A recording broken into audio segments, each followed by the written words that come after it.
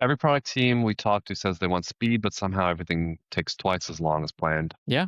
And the problem's not that teams are slow, it's that product timelines aren't real unless a team is actually disciplined enough to make them real. Yeah, totally. And we actually had a conversation this week that perfectly encapsulated the problem.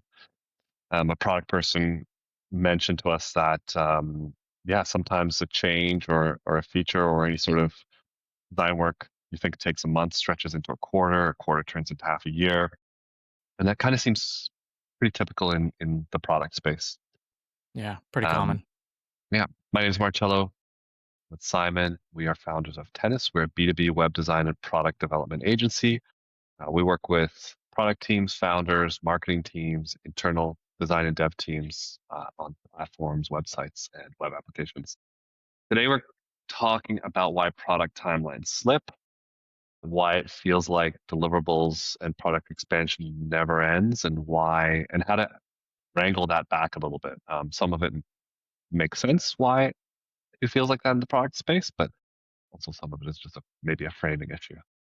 Yeah, we'll get into details, but if you come from a world where deliverables are your background and those are the industry standard, then like something like branding, marketing, UX, more on the agency side, or I'd say the traditional agency side, where deliverables are just more common. Products, product teams, the speed, the momentum, the models, like that stuff is going to break you real quick, as we've heard from other teams and other people working on product teams. Yeah, and I think having a bit of experience in both worlds, from our perspective, there is some good practices and some good processes to kind of borrow from the deliverables and services world. Simon, why does everything in product take longer than anyone expects? Yeah, I mean, I would say that everything takes longer. There's a lot of mistakes that are made on product teams. It varies. We've seen it from coming into a product team that just doesn't have a roadmap, right? They may have landed on a great idea, started building, started designing, realized, oh well, we need to design something. We need to make this more serious. We need a roadmap. Like all of that stuff tends to be an afterthought after the idea. So that's one reason is that there was just never any sort of product governance put into place. So if there's no roadmap, there's no real defined milestones for any definitive reason, then things are just going to take longer because you can take more liberties with what you deem complete. Nothing is ever complete. So that's why you have to get really strict with things like milestones. I think we say it all the time like, you can't think and make at the same time, right? That is so common in the product space where they'll conceive of a feature and they start designing it and then they implement it. But like that's doing the thinking while making. And that just, it means you can take as long as you want. You're never really done, but you're also not really being strategic with your deliverables. So like that's one big thing we see often. We see it in the web space and the product space. We see some teams think that Agile is going to be the solution to everything, but Agile actually has a lot of baggage that comes along with it. You need a Scrum Master, you need like different dashboards, different ways of managing a project. And every Agile project we've been on that we haven't managed, we've seen it create a lot of friction. It was the right team, but it just wasn't the right model for managing it. There's a couple other models that maybe we'll cover later that we can go through. Um, and then feature creep. This is such a weird one because I think people don't focus on the right things. Um, when it comes to features, if you've released something, you should be using a prioritization framework, like something like RICE scoring, RICE, where it's like, how much of your customer base will this feature affect? What's the impact of this? What's your level of confidence that this is an answer to one of your questions? And then what's the level of effort? Like that alone is just a base level framework that someone can use to define whether a feature is worth implementing. But instead, what we see is someone has a great idea. There are no signals that indicate that it's a good idea or not. And people just start designing and building immediately. Or someone, what do you know the term? Like, what's the highest paid person in the room or something? I don't know the term, but HiPPO, I know what you're talking HiPPO about. or something. It's like the highest paid person's opinion. Yes, yes, Yes, right?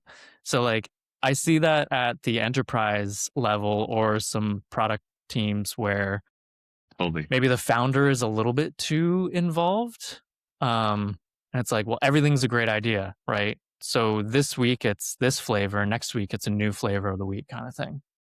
It's like Yeah, I think that's that kind of I where it think could be a big starts. impact. I Yeah. mean, I can't think of a um, an experience that we have had in years that isn't sort of like a best standard for operating procedures within product companies. I feel like a big thing that's missing, and I'm sure like the more mature product companies like the Netflix, Uber, I'm sure they probably have a process for getting stuff done and getting the right stuff done. But I definitely have noticed that that is lacking in a lot of product companies, and it seems to be very ad hoc versus exactly what you said. Like, what is your process from going from customer feedback or audience feedback to implementing a feature, right? Like it's simple, I think, if you think of it as like one feature request, but it's not when you have 50 feature requests and you need to prioritize. How are you prioritizing? Yeah, what's the scorecard for that? How do you actually implement multiple of these changes and features at one time? How do you operate design and development? How do you just basically get stuff done? There's not a whole Hmm. lot of structured processes I have noticed. No, yeah. One of the things that I think is really important to note here is some product companies and product teams, they'll get funding, they start onboarding clients early. Some of those clients are potentially investors, right? Hmm. They've committed, they're bankrolling the project. So what's interesting though is those clients actually end up being the ones steering the features, which is For not sure. necessarily good. So we were on a project where there were two clients that they had invested in the product, they were onboarded into it, and every feature request that this team got from them, irrespective of how valid it was or how much it aligned with their product roadmap, the team would drop everything and be like, "Oh, so and so needs to get this feature done. Let's change our release schedule to make sure it gets done." Like that is that's madness to me. You're more of a services company at that point rather than a product team. Like it's crazy. Yeah. That's actually one of the points we were going to discuss next is like why did teams struggle with done? And one of them is just too many stakeholders. Too many stakeholders, and also I think there's a little bit of a conflict of interest if there's a little bit of a conflict of interest in terms of the priorities if there's a lot of urgency around generating revenue. So like, I'm not sure if you remember this example, but it was a product company we were talking to years ago, and their process was a Slack channel where feature ideas from client conversations would get dropped into a Slack channel. And one of the engineers said that basically the only features that get prioritized are ones that are attached to revenue generating. Um, Yeah. I don't know if you remember that, but it was a long time ago. It Vaguely. was probably 5 years Yeah. ago. Um, it just always stuck with me because it was like even then 5 to 7 years ago we were experiencing these workflows and processes that just didn't make sense at all, and I think a lot of product companies just struggle with too many stakeholders, conflicting interests, and Yeah. priorities is one. That That's just could one. break that can break a team for sure. I know it's like smaller game, but we're both in the build in public thread on Reddit, and some of the commentary I've seen there is just how easy it is to build the product, but so many people get exhausted and burned out from Yeah. post launch when the requests and feature requests and like bug fixes when that stuff starts rolling in, the teams are like, I didn't sign up for this. I just wanted to build the Mhm. thing and call it a day. And like that's just the reality is like the hard part actually starts after you've launched it. How are you operationalizing all of this stuff? And that is Yeah, a common piece that's just missed out of everything. Like we could do a whole episode on that. totally.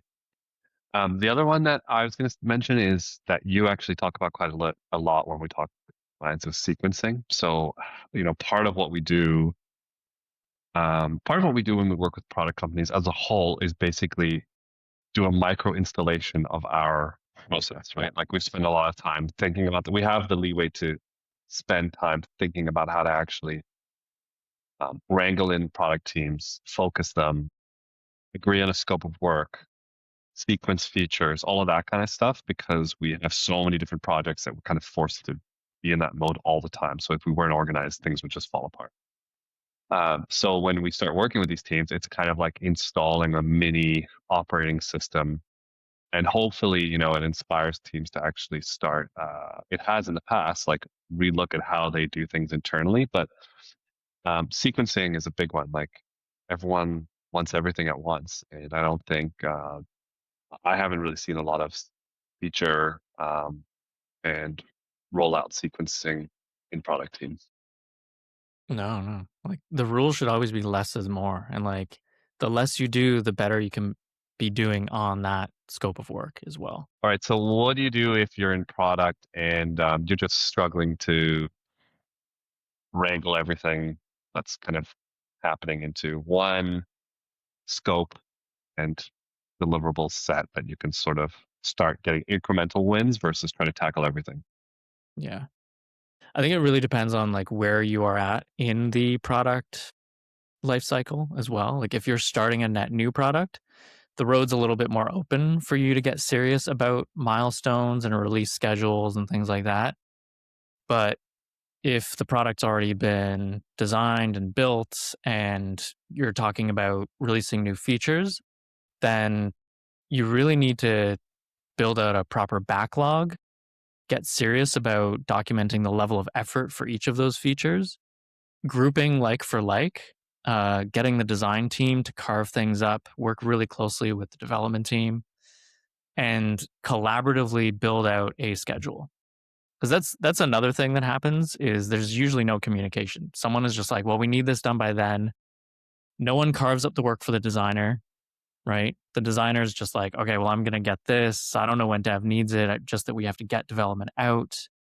We even asked this on some of our client calls, like, okay, well, when does your development team need to start working? And they're like, we just need this done by X. Like, okay, well, how long does it even take your development team to do the work? What's the runway? How are you working? Like, do you want us to give you features piecemeal, right? Like, what can you get Hmm. started on while we're doing this so that there's parallel work? We don't see a lot of that planning. So I think I think what I'm trying to say is irrespective of where you are in the process, product exists, net new product, you're rebuilding an existing product, whatever it is, just take a deep breath and actually commit at least like 3 to 5 days, maybe, of just dedicated collaborative planning so that people are aligned. Because Yeah. that's a big thing that teams suffer from too, is that lack of alignment. I think it goes back to something you were saying earlier, just about like the culture of work. Yeah, I was going to say actually that stakeholder alignment. I like the saying of stakeholder alignment becoming a deliverable. So, like identifying who those stakeholders are and engaging them really early in the process with a goal of just making sure that everyone's aligned on a direction so that you can actually move incrementally and move faster to getting things done. But yeah, I like that. I like the concept of just thinking of stakeholder alignment as a deliverable in the process. Yeah, no, it's 100% a your first deliverable is the plan and it's a collaborative deliverable. That's it. Everybody's got to be at the table. Um, Go ahead. Yeah, no, that's all I got. Okay.